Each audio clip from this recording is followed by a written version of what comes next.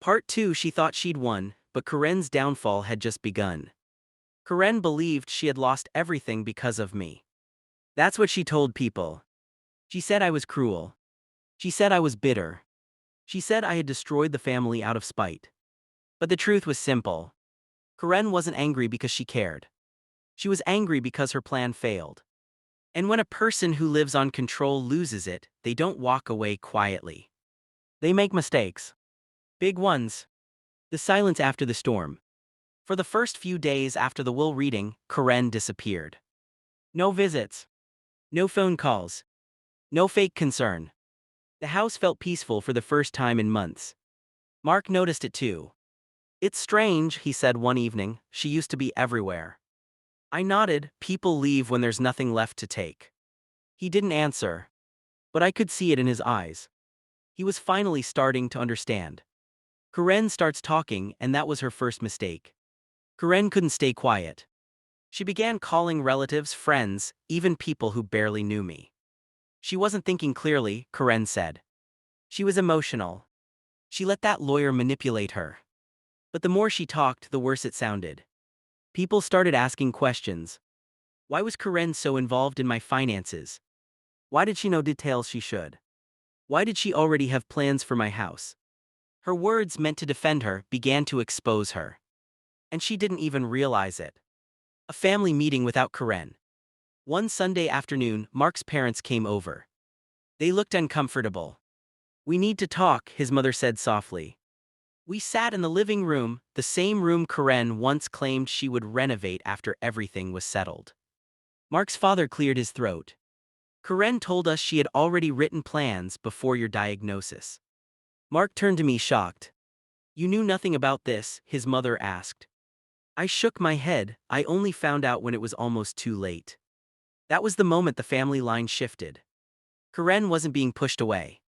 She was falling on her own. Mark finally confronts his sister. Mark called Karen that night. I didn't listen, but I didn't have to. I could hear her shouting through the phone. "You're choosing her over me. She tricked you. You'll regret this." Mark stayed calm. For the first time in years.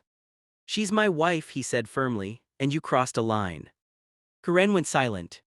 Then she laughed. A cold, bitter laugh. "You think this is over," she said. "It's not." She was right. But not in the way she thought. Karen tries to take control back. Karen went straight to the lawyer's office the next day. She didn't knock. She demanded. "I want access to the trust," she said loudly. "I have rights." The receptionist looked nervous. Mr. Shaw didn't. He invited her in and recorded everything. Karen claimed I had promised her the house. She claimed I was confused. She claimed the will was unfair. Mr. Shaw listened carefully. Then he opened a folder. Inside were signed documents. Witness statements. Video confirmations. Every choice I made was clear. Legal. Final. Karen's voice started shaking. "This isn't right," she said. "I deserve something." Mr. Shaw looked at her calmly. "You deserve what the law gives you," he said. "And that is nothing." Karen left furious. But her visit didn't go unnoticed. The audit begins. Karen worked in finance. She always bragged about being good with numbers. That confidence made her careless. Because when the lawyer noticed inconsistencies in her claims, he noticed something else too. Patterns. Emails Karen had sent before my diagnosis. Requests for documents she shouldn't have had. Notes about expected timelines. That information reached the wrong or right people. An internal audit began at Karen's workplace. Quietly. Without warning. Karen's world starts crumbling. At first, Karen thought it was routine. Then her office access was limited. Then meetings were canceled. Then HR called her in. She came home shaking. She called Mark. "They're accusing me of things," she said. "You need to help me." Mark asked one question. "Did you do it?" Karen didn't answer. That was answer enough. The truth comes out. The investigation found more than anyone expected. Small money transfers. Temporary loans never returned. Clients who trusted her and paid for it. Karen had been crossing lines for years. She just never thought anyone would look closely. But greed leaves fingerprints. And now everyone could see them. Karen loses everything she valued. Her job was the first thing to go. Then her professional license was suspended. Friends stopped calling. Family gatherings became uncomfortable. People who once admired her now avoided her. Not because she failed, but because she showed no remorse. She would have gotten away with it, one relative whispered, if she hadn't been so cruel. That was the truth. Her downfall didn't begin with money. It began with a smirk.